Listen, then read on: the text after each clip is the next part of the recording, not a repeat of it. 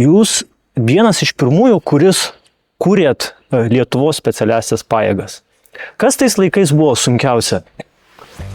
Valerijus Šerelis, pulkininkas leitenantas, buvęs specialiųjų operacijų pajėgų eskadrono Erelis 02 Afganistane vadas, dalyvavęs misijoje Irake, karybos instruktorius, nusipelnęs Lietuvos karininkas, o taip pat poetas ir atlikėjas. Aš nenoriu prisimti svetimų nuopelnų. Aš nekūriau. Aš dalyvavau vystant, jeigu jau taip, kadangi aš minėjau, esu Krašto apsaugos sistemos terminijos komisijos pirmininkas, tai esu biškai atsargus su žodžiais. Jeigu man reikėtų pasakyti pavardę, kas iš tikrųjų pradėjo kurti specialiųjų operacijų pajėgas, tai pulkininkas leitenantas Saulius Veprauskas, Jėgerių bataliono vadas. Nes yra 95 metų kovo 24 dienos įsakymas, kur nuo balandžio 1 nuo Geležinio Vilko brigados atskiriami dragūnų ir Jėgerių batalionai. Dragūnai priskiriami prie laivyno, tiksliau prie flotilės ir tą dieną flotilė tampa laivynu, kariniam jūrų pajėgom, o jėgeriai priskiriami prie kariuomenės vado. Ir kai mes kalbame apie pajėgas, tai sakykime iš tos hierarchinės struktūros pajėgos yra pavaldžios kariuomenės vadui. Ir praktiškai, jeigu mes šiandien sakom Krašto apsaugos savanorių pajėgos, tai yra šiek tiek lingvistinis sutrikimas, nes pajėgos pajėgose neturėtų būti. Bet čia nesvarbu iš tikrųjų. Tai aš manau, kad jeigu mes žiūrime į tą pradžią kūrimo, tai jėgeriai 95 balandžio 1. Aišku, kūrimas prasidėjo anksčiau, aš tada buvau Klaipėdoj ir niekaip prie specpajėgų tuo metu aš neprisidėjau. Dalinai galima būtų sakyti, kad prie pačio specpajėgumo vystymo aš prisidėjau, nes Dragūnuose buvo štabo kopa, aš buvau štabo kopos vadas ir žvalgų būrys Krisikaičio, jisai paskui tapo kovinių plaukikų būriu. Tai man teko ir paplaukyti su kateriukais, ir mokymus apturėti su žaliosiom beretėm, su sylais, bet tai yra specialios paskirties pajėgumo vystymas, bet ne pajėgų, koncepcijos prasme. O paskui 2001 aš baigiau Baltijos gynybos koledžą, patekau į jėgerius ir tada prasidėjo ir aš atsinešiau savo tą teorinę, tiksliau praktinę patirtį empirinę iš dragūnų ir tą teorinę koncepcinę iš Baltijos gynybos koledžo ir manau, kad toj vietoj prie vystymo aš jau prisidėjau. Toks šalutinis, atsiprašau, klausimas, bet ar ta bazė buvo statoma iš naujo ir imama kitų šalių patirtis, nes nepaslaptis, pavyzdžiui, lietuviškasis aras, jisai buvo suformuotas iš to sovietinio OMONo. Kiek buvo paimta tos sovietinės kariuomenės specialiųjų pajėgų, taktikų, ar buvo statoma, ant kokios bazės buvo statoma? Jeigu mes paimtumėm kovinius plaukikus. Tai Valerijus Krisikaitis kaip naras, jisai buvo pats labai gerai patyręs ir, sakykime, vandens taktiką jisai išmanė gerai ir tik paskui, kaip sakant, Jungtinės valstijos sylai atnešė tą kitą procedūrą, kitą navigavimą, o jėgeriai, jie labai smarkiai draugavo su Danijos jėgeriais. Tai, sakyčiau, aš nemanau, kad tos sovietinės patirties buvo daug. Aš pats tarnavau sovietiniai kariuomeniai 2 metus kaip šauktininis, sovietiniai armijai reikėtų sakyti. Bet tai nebuvo nieko spec, žinai, aš buvau artileristas, aišku, pėstininkų taktiką mokino, o bazinė taktika, jinai iš tikrųjų yra vienoda. Tik jau paskui atsiranda didesni atstumai, greitesni veiksmai, rimtesnė ginkluotė. Tai aš sakyčiau, mums labai smarkiai padėjo Danai ir Jungtinės Amerikos valstijos.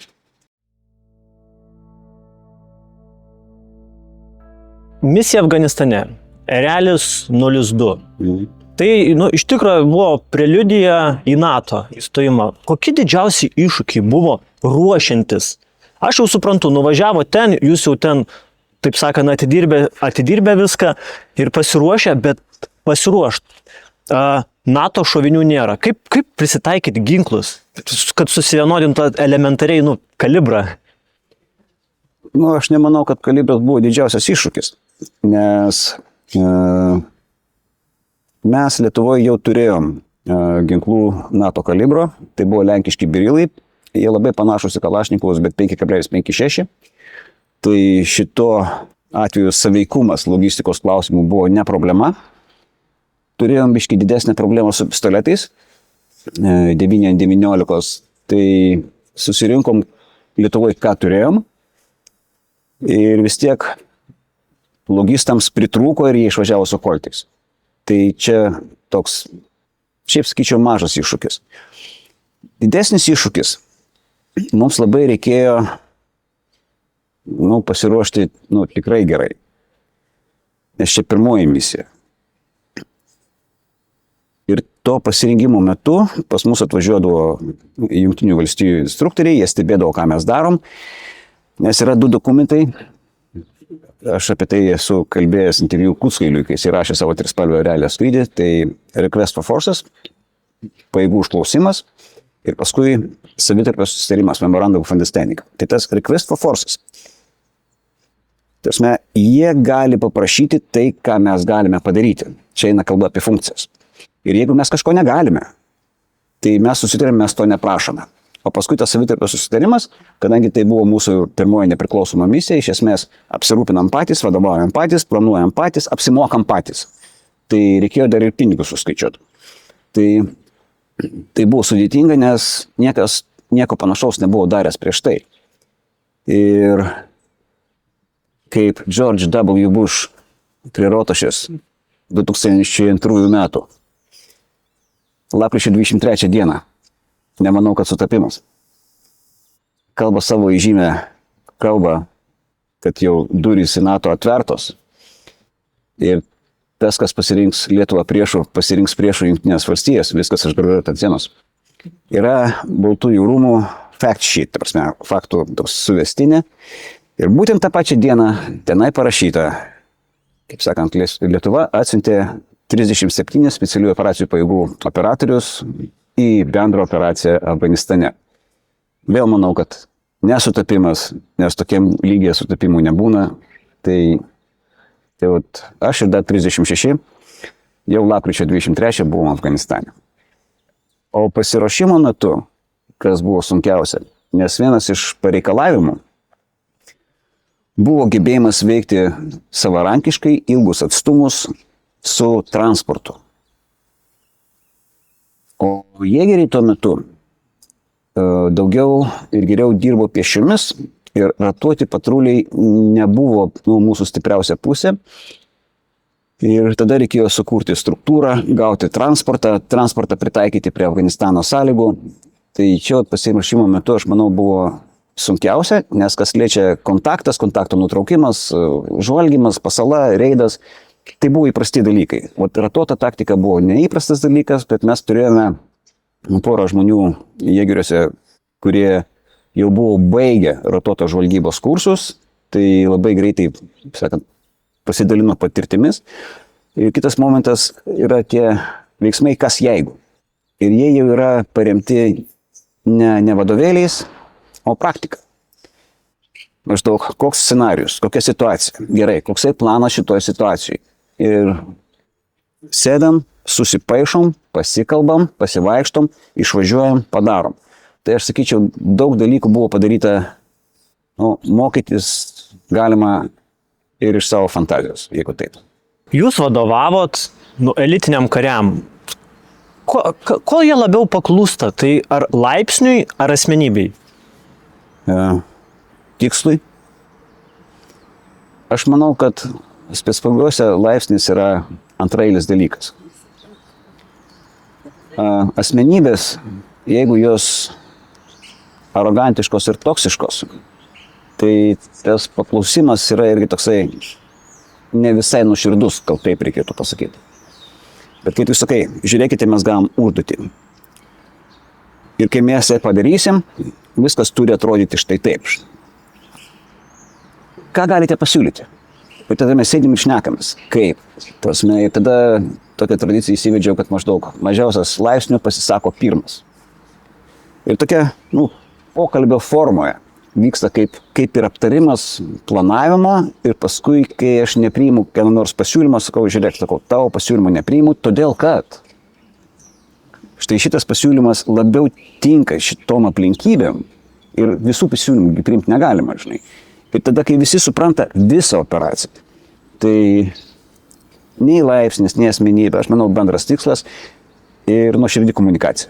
O yra tekę gauti nuo partnerių BART, nes visada atsakomybę prisima vadas. Taip. Ar esat už karius, nežinau, taip, raudonavęs ar gavęs BART nuo partnerių? Esu. Gal galit papasakot plačiau? Gal ne. Ta prasme, buvo keli įvykiai, kai komanda paprašė ištraukimo per anksti. Yra grėsmės realios nebuvo, žinai. Iš karto pasakysiu, tai nebuvo jėgerių komanda. Tai teko paraudonuot, bet tai buvo pati pradžia ir, sakyčiau taip, ne visai supratom, kaip amerikiečiai dirba. Kitas atvejis buvo dar blogesnis ir tai buvo vienas, ko gero, sunkiausių mano sprendimų, kai partneriai už pakankamai rimtą prasižengimą mane smarkiai spaudė 8 žmonės grąžinti į Lietuvą, nes jų, kaip sakant, kompetencijų paketas neatitinka Afganistano operacijos poreikiams. Tai tas momentas gaunasi, kad aš kaip vyriausias nacionalinis atstovas negaliu užtraukti tokio gėdos šešėlio ant Lietuvos ir turėjau praktiškai visai neblogai, kaip čia pasakius, diskutuoti, argumentuoti, kodėl taip ar kodėl ne kitaip. Tai porą kartų teko paraudonuoti, bet čia jau, kaip sakant, jau mus pamatė. O teko biškį paraudonuoti viduj, bet tai nesvarbu. Prasme, tai liko šeimoje. Tiesiog viskas, to nebuvo. O yra tekę taip, labai pasididžiuot, kad va, čia mano kariai. Taip. 2003 metų komanda papuolė į Pasalą. Ir taip gerai sudirbo, kad paskui visa bazė prašė daryti prezentacijas, kaip iš tikrųjų buvo, kad mes papuolam į Pasalą ir mes nuostolių nepatiriam, žinai. Tai mes buvom pasidarę visą tokią standartinę prezentaciją, kaip atrodė vietovė, kaip atrodė priešas, kaip atrodė gynyba, kol atėjo ištraukimas, tai tas buvo puiku. Kita užduotis irgi buvo labai rimta, kur reikėjo pravažiuoti pakankamai ilgą maršrutą kalnais. Ir informacija buvo reikalinga apie kas turi patikrinimo postus, kas vadovauja tam patikrinimui postui, kam jisai raportuoja, tarsi kam yra pavaldus. Ir, taip sakant, mirtinos jėgos naudojimas buvo leistas. Mums nereikėjo naudoti mirtinos jėgos, bet išlipa Juliet komandos vadas, pasišneka su vietiniu vadu, kažkas išsitraukia cigarečių, kažkas saldainių.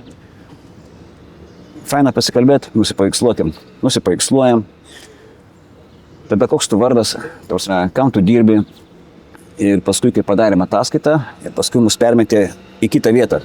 Tai žinau, už kelių šimtų kilometrų. Ir jau kitoje vietoje vadas sako, bet jūsų paskutinis briefingas, sakau, tobulas. Sakau, čia ne tavo atsakomybės rajonas, sakau, tu net neturėjai jo pamatyti. Ne, sako, čia aukštesnė vadavietė mums atsiuntė kaip pavyzdį, kaip reikia daryti. Tai yra fotografo vieta, fotografavimo kryptis, vaizdas pro kamerą, žinai, gabaliukas žemėlapio, kur apskritai šita vietovė yra. Nu, ten irgi, nes vienas atvejis, šiaip iš tikrųjų daug tokių atvejų buvo, čia visur neišvardinsi. Sakyčiau taip, gėdos patyriau daug mažiau negu pasididžiavimo. Pasididžiavimo patyriau daug daugiau.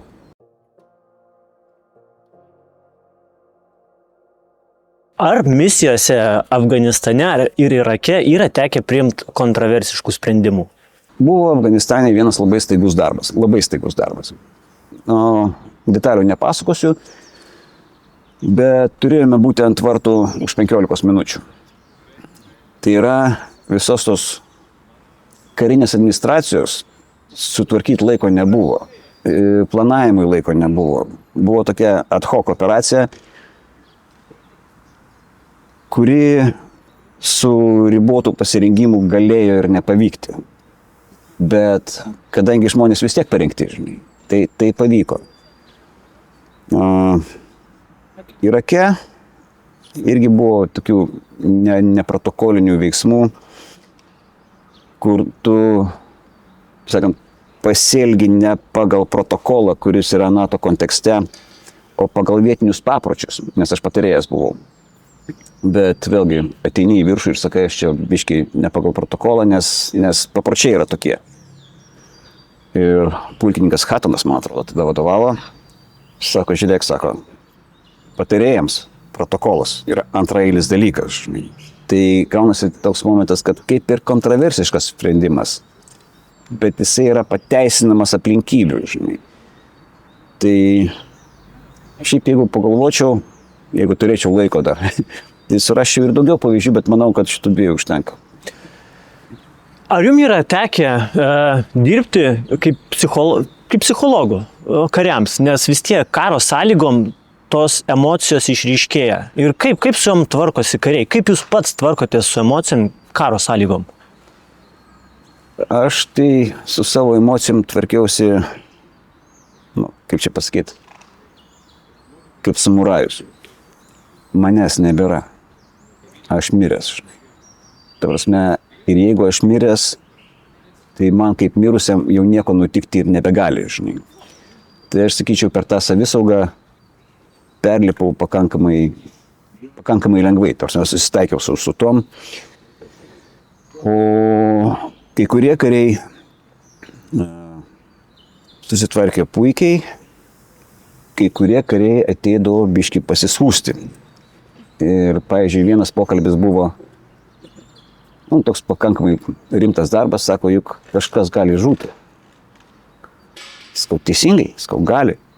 Ir dėl to mes treniruojamės smarkiai, kad niekas nežūtų. Sakau, antras dalykas, niekas negyvens amžinai. Ir trečias dalykas, tu karys. Žūti mūšyje. Turi būti suprastas ir priimtas dalykas, tos garbė. Sako, jo. Ir jisai sako, aš dar vaikų neturiu. Sako, grįšiu. Išspręsiu šitą klausimą, nes tai nėra mano paskutinė misija, nes aš noriu palikti po savęs savo palikuonis. Ir taip, šiaip nemažai iš tikrųjų buvo pokalbių. Taip sakant, čia ko gero toksai ryškiausias. Buvo ir kitų tokių, kur atrodytų, dabar šaut man ar nešaut. O jeigu išbėgs vaikas, o jeigu išbėgs moteris, žinai, o jeigu išbėgs be ginklo, žinai. Ir sakau, žiūrėk, mes vis tiek šturmuojam objektą. Tai yra įsakymas. Ta prasme, tie, kur yra ne vaikas ir ne moteris, jie jau yra priešiški elementai, jie yra teisėti taikiniai net jeigu be ginklo. Sakau, bet jeigu kulka kliūna netyčia, ta prasme, tam taikiniui, kuris, neturėjo būti teisėtas taikinys, tai žinok, tai yra tas šalutinis poveikis, collateral damage, kuris karo metu yra toleruotinas. Sakau, bet jeigu ką sakau, aš dar su teisininku pasitarsiu. Ir kitas sako, o jeigu mes Kabulė avariją turėsim, tai mums sustoti ar ne, žinai, nes, vis tiek, kas jeigu, ateinu pas teisininką. Sakau, dėl to šalutinio poveikio aš taip pasakiau. Sakau, teisingai pasakėjai, sakau, kas dėl avarijos. Jisai man taip pakelio savo vizitinių kortelių. Sako, išlipi, paduodi vairuotojų kortelę ir važiuoji toliau. Tegul man paskambina. Sako, tada mes jau tvarkysimės, nes tu esi kovinį užduotį. Jokios kelių policijos. Tave gal tyčia užkirto, žinai, ta prasme, tam, kad tu nenuvažiuotum ten, kur turi nuvažiuoti, tuo laiku, kai tu turi nuvažiuoti. Tai sako, visi eismo įvykiai, sako, čia yra mano problema, o tavo užduotis yra tavo problema, tu ją sprendi. Ir kas yra svarbiausia, kad kai tik tai gauni klausimą iš pavaldinių ir negali atsakyti pats, eini aukštesnę vadavietę ir sakau, gavau klausimą. Kaip dabar mes šitą situaciją sprendžiam? Arba, pavyzdžiui, pasikeitė miestelio apsaugos planas.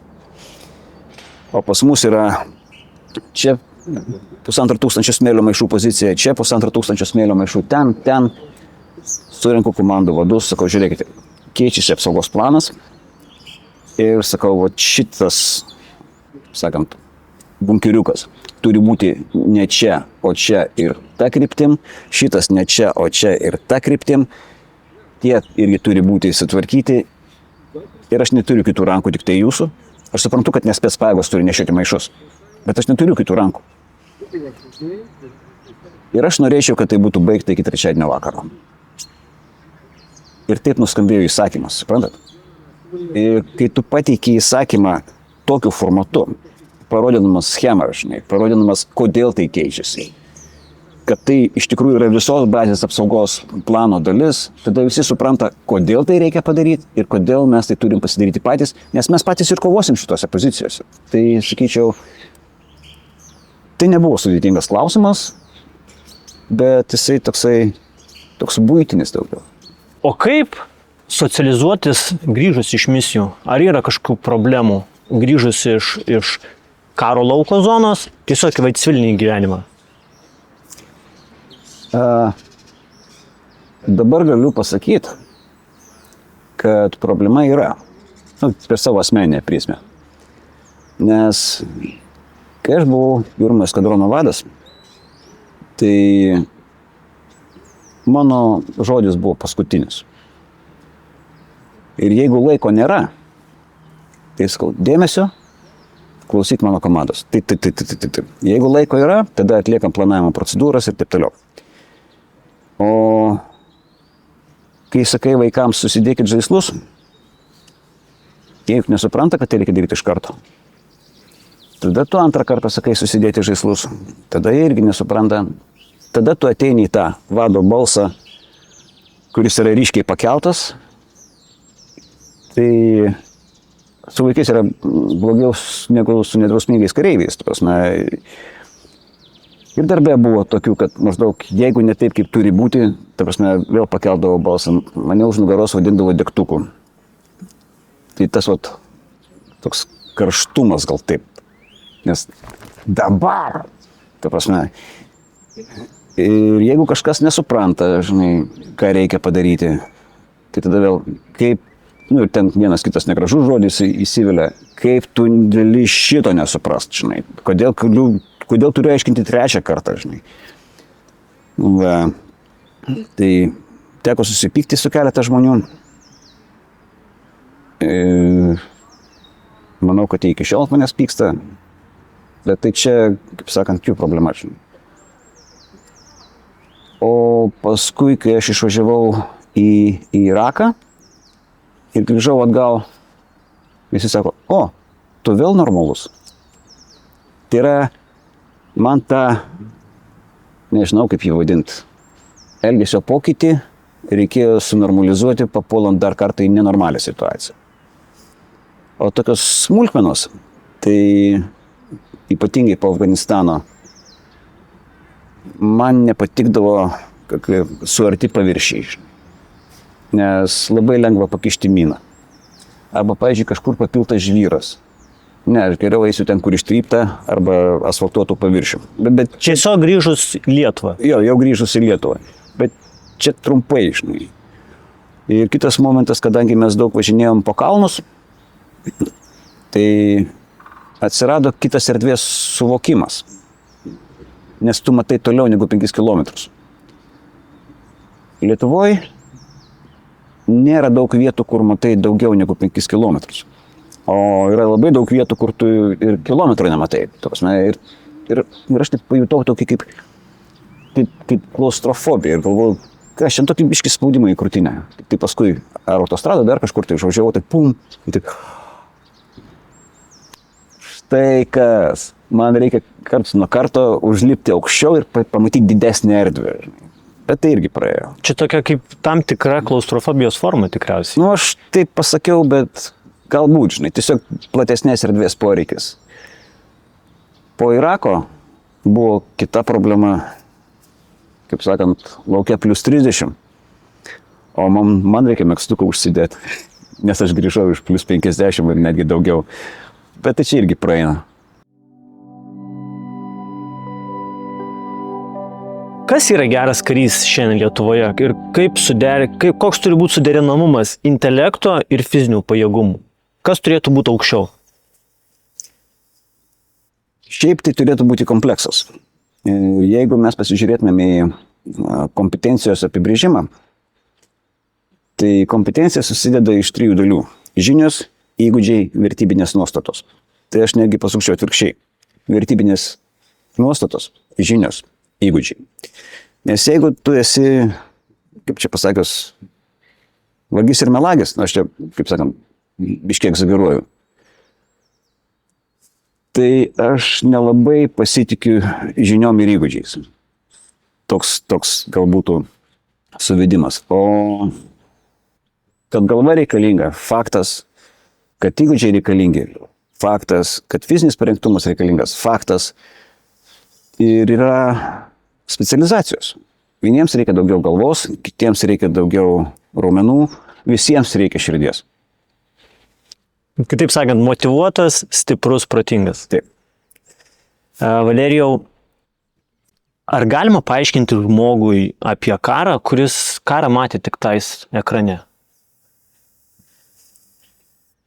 Nežinau. Negaliu palyginti. Nes tie žmonės, kurie matė karą ekrane, jie kaip gali suprasti,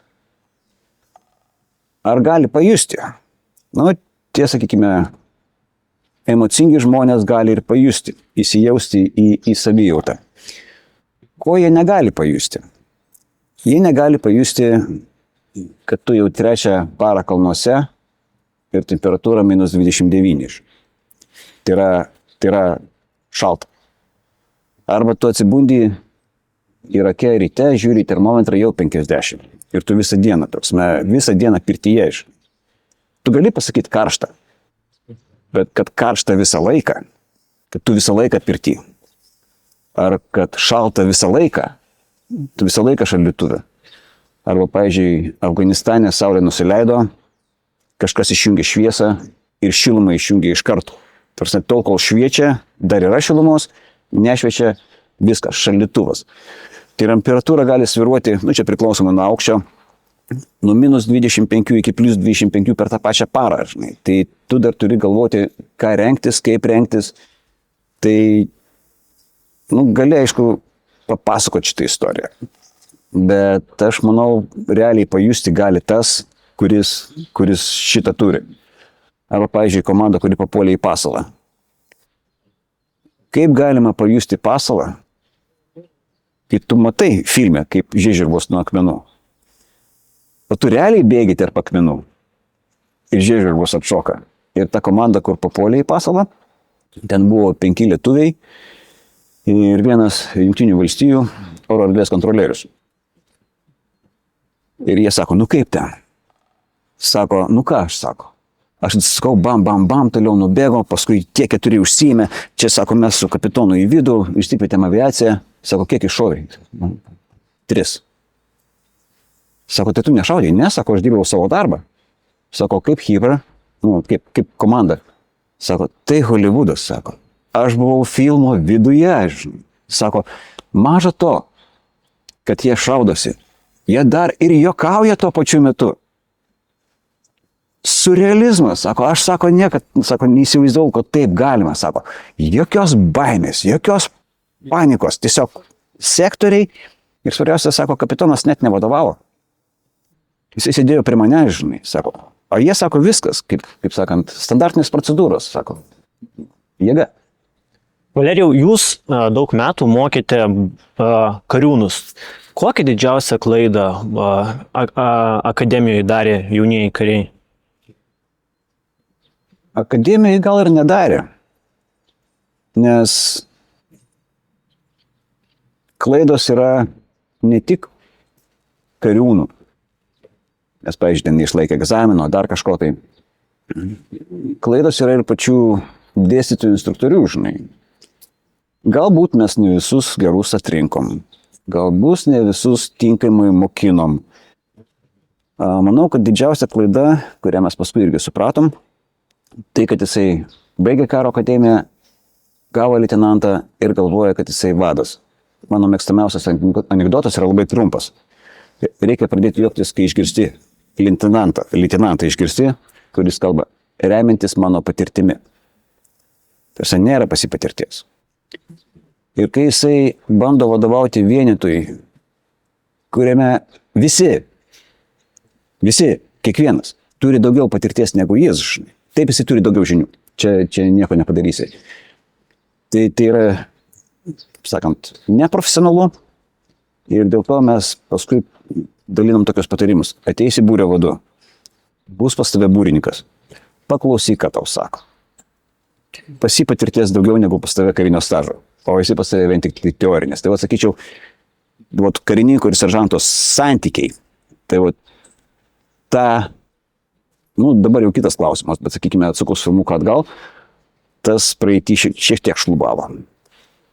Gerai, Valerijau. Jūs esate Lietuvos kariuomenėje, apskritai šioje struktūroje, praktiškai nuo priklausomybės atgavimo. Ir dabar aš norėčiau užduoti tokį provokacinį klausimą. Jūs matot, kaip viskas keitėsi per metus.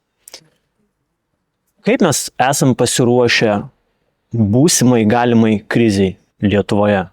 Ar mes pasiruošę? Provokacinis klausimas. Aš manau, kad atsakymas juoda balta būtų neteisingas. Pasakyčiau taip, tai kodėl mes vis dar ruošiamės? Pasakyčiau ne, tai kodėl mes nesiruošiam?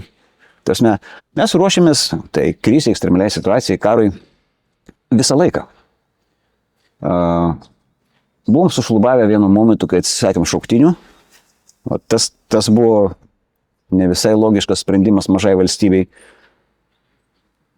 Paskui, kaip sakant, ta klaida buvo atstatyta, bet jeigu jinai nebūtų padaryta, nebūtų atsiradusi tokia kompetencijos spraga, nes per tos keletą metų, kur Lietuvos kariuomenėje nebuvo šauktinių, ta karta, kuri mokėjo dirbti su šauktiniais, padarė karjerą ir atėjo ta karta, kuri mokėjo dirbti su profesionalais ir jiems reikėjo persimokinti.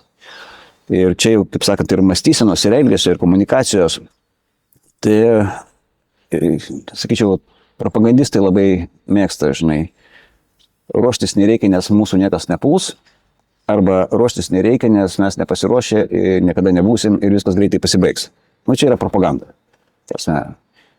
Taigi, mes esame labai neblogam judėjime, individualaus rengimo programos keičiasi, kolektyvinio rengimo reikalavimai keičiasi, atsiranda naujos technikos, inovacijos ateina į kariuomenę kosminiu greičiu. Tai ar mes 100% pasiruošę? Ne. Ar mes 100% nepasiruošę? Ne. O 100% iš viso neegzistuoja.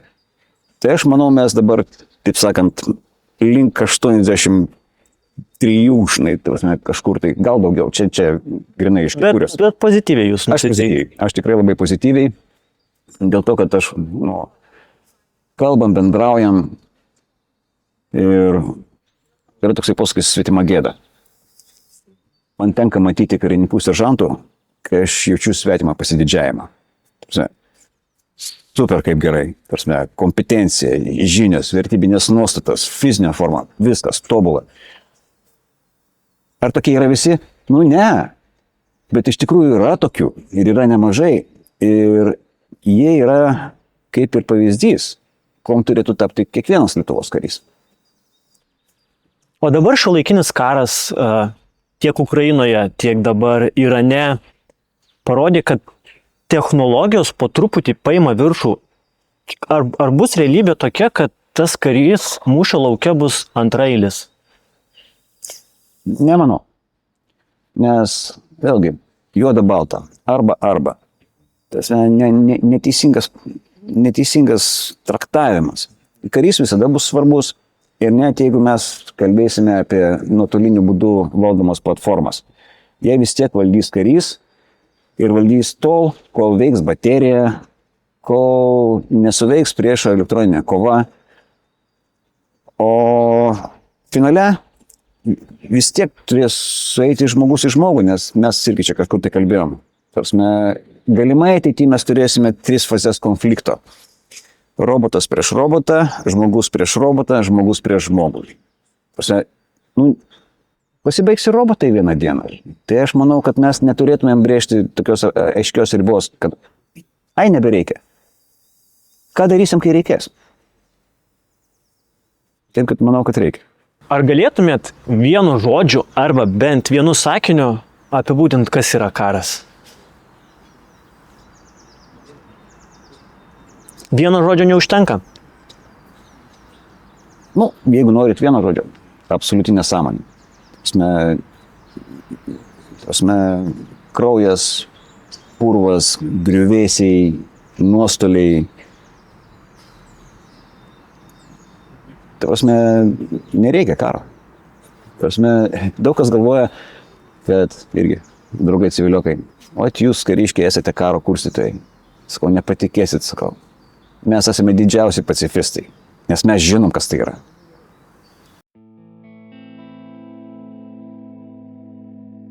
Jūs esat buvęs sopų vadas, pulkininkas leitenantas, bet kartu poetas ir bardas. Kaip šitie dalykai suderinami? O jums teko girdėti, kad Napoleonas rašė eilėraščius? Taip yra tekę. Tai kur problema? Egziuperi, Mažasis princas. Kam tai buvo problema? Manau, kad čia neturėtų būti problema, nes yra toks posakis karo menas, ne? Tai yra toksai karo teoretikas J.F.C. Fulleris, John Fitzgerald Charles Fuller. Jisai yra parašęs knygą Karo mokslo pagrindai ir yra parašęs dar vieną knygą apie šarvuočius, apie šarvuotą karą, kaip sakant, nekonvencinio kario atsiminimai. Aišku, tai, kai jisai rašė prieš 100 metų daugiau, tai iš tikrųjų buvo nekonvencinė mąstysena. Jis rašė eilėraščius maždaug šarvas, tai metalinė malda. Dar jis rašė maždaug drakono sėklos virsta geležiniais vyrais. Taigi, jisai generolas, jisai rašo poeziją, jisai kūrė muziką, britas, jisai sukūrė šarvuotos technikos doktriną, kurią paskui pasiima vokiečiai. Romelis sako, britai rašo geriausią pasaulyje doktriną, gerai, kad patys jos neskaito. Tai čia iš esmės apie Fullerį. Jisai buvo kultistas ir britų nacis. Jie biškai neprileido prie reikalų, bet paskui per Antrą pasaulinį karą jį vėl pasiėmė. Tai jeigu mes vardintumėm, kiek žmonių buvo profesionalių kariškių ir tuo pačiu metu menininkais, Moše Dajanas, pavyzdžiui, ne? Tas vienakis žydų generolas. Jisai neblogai tapė. Aišku, tapytų yra ir kitų labai žymių, jeigu mes taip praplėstumėm. Ir gaunas toks momentas, kad jeigu tu turi polinkį į kūrybą, tai tu turi gebėjimą sukurti netikėtą sprendimą. Kaip, pavyzdžiui, Napoleonas užėjo į vieną vadavietę netoli, čia jau Lietuvos teritorijoje, man atrodo, ir rado paliktą schemą, kurią nupaišė Karlas von Clausewicas. Jisai pasižiūrėjo tą schemą, sako, tai labai pavojingas žmogus. O Karlas von Clausewicas yra parašęs apie karą.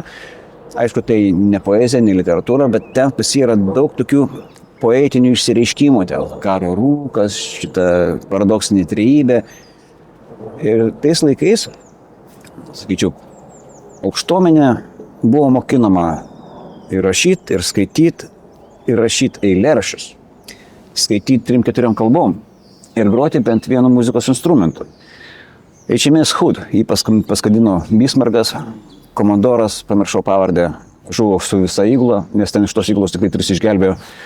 Tai jisai buvo pianistas ir kompozitorius laisvalaikio. Tai Britai tai vertino kaip didžiulį smūgį Britų poezijai. Yra poetų kampelis. Na, atrodo, neprisimenu, kaip tos kapinės vadinasi. Tam kampelėje atskiras kampelis.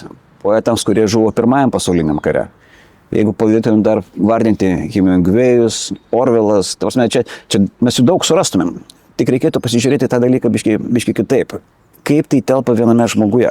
Pavyzdžiui, Napoleonas nustojo rašyti eilėraščius, kai tapo imperatoriumi, nes jisai užsiėmė kitais dalykais.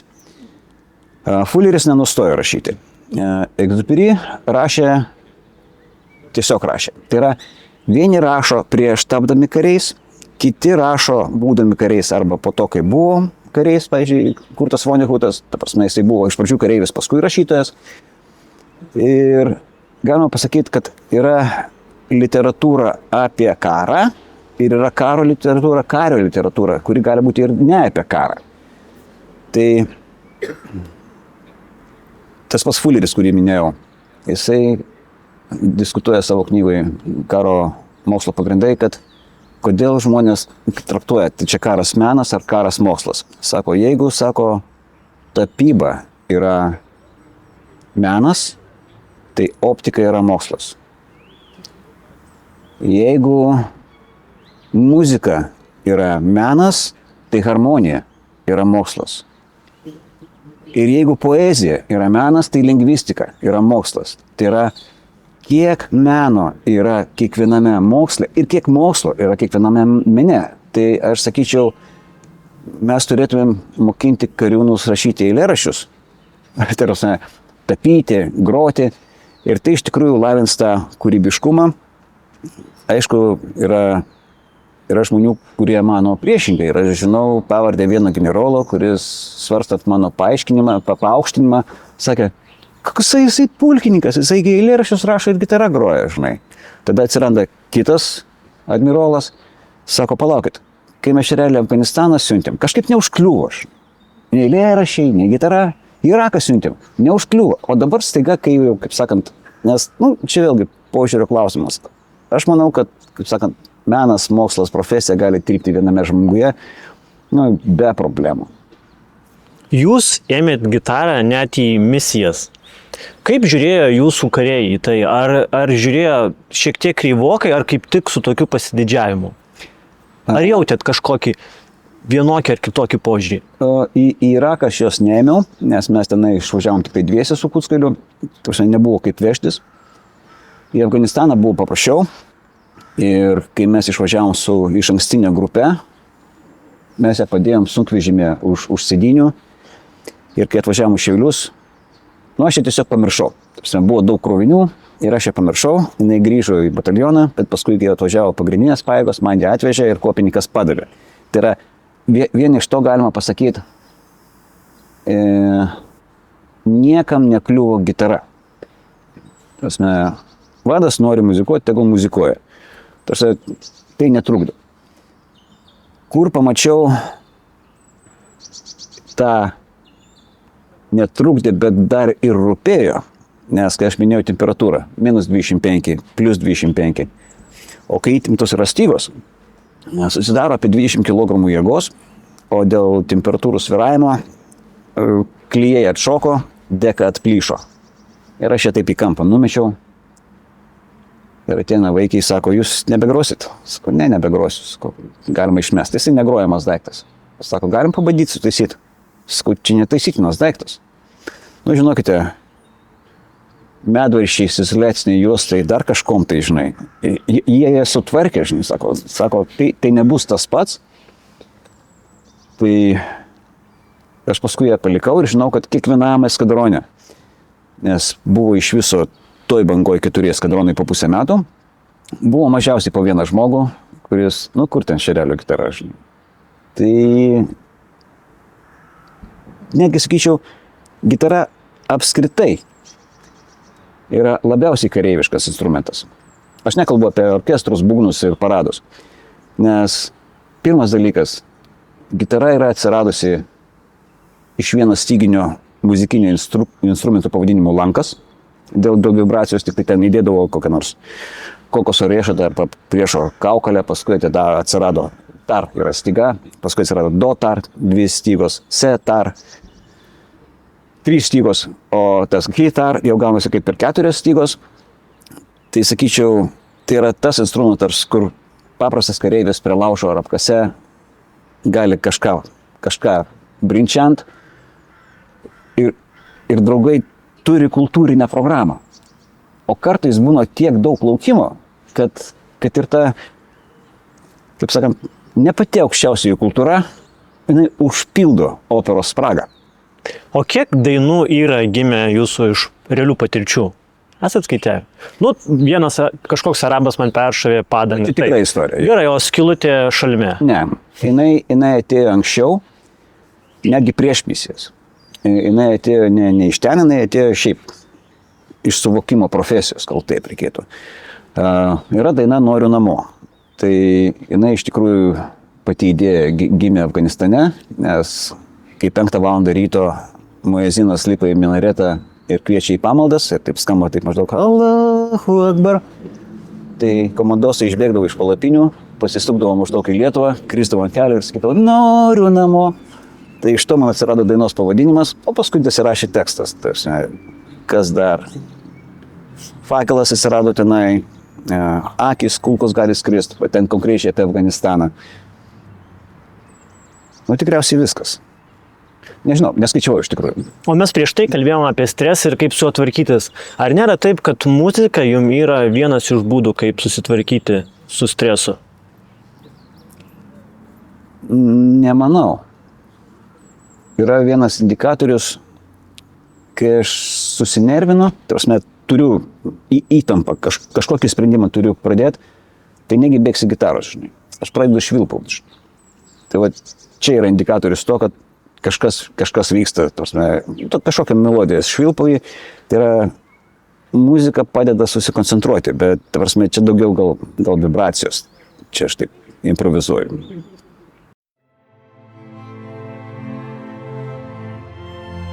Ar mes esam kažkokioj 3 pasaulinio karo preliudijai? Ar mes esam gal 1939 metuose? Nemanau.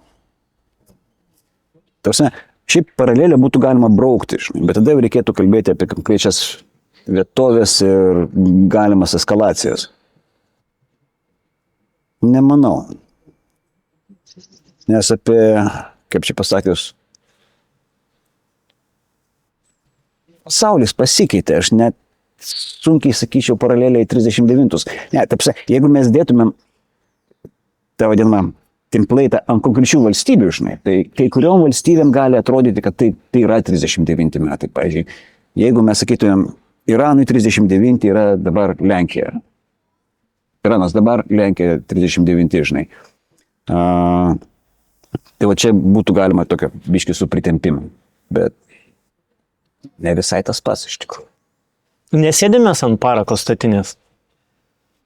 Turėdami tokius kaimynus, mes visą laiką sėdėm ant parako statinės. Tai čia be jokios abejonės. O šitie konfliktai, Ukraina, Iranas, tai yra atskiri, ar tai čia kažkoks vientisas darinys susijęs? Nu, kadangi jau mes čia užsiminėme apie 39, tai Antrasis pasaulinis karas turėjo karinių veiksmų teatrus. Atlantas, Viduržemis, Europa, Irma, Indija, Kinija, Indijos vandenynas, Ramusis vandenynas. Tai, kaip sakant, yra operacijos ir operacijų teatrai arba karinių veiksmų teatrai. Ir jeigu dabar mes žiūrime ne per veikėjus, nes jeigu aš išvardinau to antrojo pasaulinio karo teatrus, tai Britai praktiškai buvo visur. Jungtinės valstijos labiau ten. Paskui nuo 44 jau ir ten. Sovietų sąjunga irgi buvo ne visur. Ir mes turime italus, turime japonus, turime vengrus, rumunus, turime dar kažką. Tai dabar yra pasikeitę veikėjai. Bet jeigu mes dabar paimtumėm tokį kitą pjūvio modulį, žinai, diplomatinį, informacinį, karinį, ekonominį. Tai yra kažkas su kažkom kalbasi, tiesiog tas išvardintas tas daimas, dabar galėtum jie biškiai apversti aukštinkojam, ekonominis. Ekonominis kriterijus, dabar konkrečiai nafta, jisai yra šiuo metu turimą konfliktą vienijantis kriterijus. Tai čia kaip per ekonominį. Ir gaunasi, kad Venezuela, Iranas, Persijos įlanka, Rusija. Kai čia sustojęs rautas, ten kainos pakyla. Čia kažkas kažkam leidžia, čia jau diplomatiniai klausimai. Kažkam pagerėja ekonominė įplaukos padidėja. Tada yra technologinis momentas, kai yra, pavyzdžiui, šahedai, yra ukrainiečių technologiniai pasiekimai, kurie dar prieš metus kažkam nelabai rūpėjo, o dabar staiga parūpo, nes yra pigus ir efektyvus. Tai sakykime, mes turime ekonominį kriterijų, tai ne tik nafta. Tai yra ir maisto produktai, tai yra natūralios iškasenos, retieji elementai, technologijos. Yra Taivanis, kuris čipų gamyboje yra labai rimtas. Kiniečiai galvoja, kad Taivanis turi grįžti į tėvynę. Kai Jungtinės tautos kūrėsi, saugumo taryboje buvo ne ta Kinija. Buvo ta Kinija, kur dabar Taivanis. Vėlgi, kadangi pas Kiniją sugedo santykiai su Sovietų sąjunga, tai tada tą Kiniją pastumė, tą Kiniją priėmė. Vėlgi, politika, diplomatija. Ir labai dažnai karinė galia arba grasinimas panaudoti karinę galią atveda į tam tikrus diplomatinius arba politinius sprendimus, diplomatinius procesus, politinius sprendimus ir ekonominius santykius. Pavyzdžiui, Islamabadas, Pakistanas, turi bendrą sieną su Iranu ir dabar tarpininkauja dėrybose. Kai Pakistanas turi problemą su Afganistanu, nes yra du talibanai. Yra Afganistano talibanas, yra Pakistano talibanas ir Pakistano talibanas nori autonomijos, nes jie yra puštūnai Pakistano teritorijoje ir yra puštūnai Afganistano teritorijoje. Bet yra neišspręstas klausimas su Kašmyru. Ir tada Pakistano talibano vadovybė važiuoja į Indiją dėrėti dėl bendrųjų veiksmų, kas šiaip tai ideologinių, religinių požiūrių turėtų būti neįmanoma. Bet bendras priešas suvienyje. Tai aš žiūriu visą tą dalyką kaip bendrą mišinį technologijų, inovacijų, ekonomikos ir ideologijos. Ir šitas, ko gero, nesibaigs, niekada nesakyk niekada, bet ilgai nesibaigs. O kaip galvojat, ar mes per daug statom ant kortų, kad yra Vokietija ir Amerika ir mums padės ir čia viskas bus gerai? Ar jau mes, dabartinė Amerikos valdžia parodė, kad Amerika iš dalies nėra patikimas partneris? Aš manau, kad čia jūs truputėlį skubotai. Nes yra mintis, yra kalbos ir yra darbai. Ir sutampa ne visada. Ir kai mes atrodo, o kas atsitiko? Ta prasme, kur yra tas tikrasis indikatorius, kad mums nepadės? Aš nemanau, kad šitą indikatorių mes galim pamatyti. Ambasada neišvažiavo. Tai šitoje vietoje viskas tvarkoj. Tankai pabradėje stovi. Ta prasme, viskas tvarkoj. O kad atsiras, kai mums bus prastai, kad atsiras ir daugiau draugų, aš jums garantuoju. Lenkai ateis, ukrainiečiai ateis. Ta prasme, aš vis tiek norėčiau žaisti tokiu moduliu scenarijus, planas, resursai. Kaip gali nutikti, kaip mes elgsimės, jeigu taip nutiks, ir ką mes turėtumėm turėti jau dabar, kad galėtumėm paremti štai šitą planą, kuris turėtų būti aktyvuotas štai šito scenarijaus metu. Tai čia tokio, kaip sakant, wargamingo, karžaidos procesai. Jie nuolat vyksta. Tu jūs, Valerijau, esat pozityviai nusiteikęs. Tiek ateitim, tiek aš čia labai jau taip spekuliatyviai, kad Lietuvos ateitim, bet nes yra, tarkim, žmonių, kurie kariavę Ukrainoje, jūs suprantate, apie kuriuos aš šneku, ir jie garsiai trimituoja, kad, tragedija, kad mes nesiruošiam, kad mes nepasiruošę. Ar jie mato visą situaciją tik iš savo perspektyvos, kuri yra gana siaura tam tikruose? Aš pasakysiu, kaip sakant, labai trumpai. Visos situacijos jie negali matyti. Tiesiog negali. Ir aš jau dabar negaliu, nes aš jau dabar civilis asmo. Bet tol, kol tarnavau, aš mačiau procesus. Tai yra, jeigu kažkas galvoja, kad niekas nevyksta tik dėl to, kad jisai nežino, taip nėra. Tarsi, gal tai netobula, galbūt ne viskas, bet čia yra spekulacijos. Tarsi, tiesiog absoliutizmas šitoje vietoje, biškai neprofesionalu. Valerijau, ir aš pabaigai visada noriu palinkėjimo jaunimui. Ar galėtumėt palinkėti ko nors jaunimui, kuris gal ir patriotiškai nusiteikęs, bet bijo atsakomybės? Tai aš manau, kad šitai, kaip sakant, bijo atsakomybės. Čia reikėtų paaiškinti, kad tu šiandien galbūt bijai atsakomybės, bet kai prasidės, tu staiga tapsi atsakingas. Tiesiog. Už mamą, už sesę, už brolių, už vaiką. Tai mintis yra šitoje vietoje tokia, kad negali, sakant, priversti visus tapti atsakingais. Bet jeigu šiek tiek paskatinti žmonės kritinio mąstymo ir tą patį modulį, kur aš sakiau, scenarijus, planas, resursai, tai aš kaip tik dabar galvoju, man reikia patikrinti savo konservų atsargas, ar nepasibaigė galiojimo terminas, nes jeigu aš atsakingai ruošiuosi išsilaikyti pakankamai ilgą laiko tarpą, tai man bus reikalingas maistas, vanduo, viskas. Tai aš manau, atsakomybės bijoti nereikia, reikia tiesiog pačiam į save pažvelgti pakankamai atsakingai ir stebėti aplinką. Padovanosiu knygutę. Mano literatūra irgi visa tokia, pirma eilėraščių knygutė vadinosi vertikaliai Mirk mūsams ir jų kareiviams.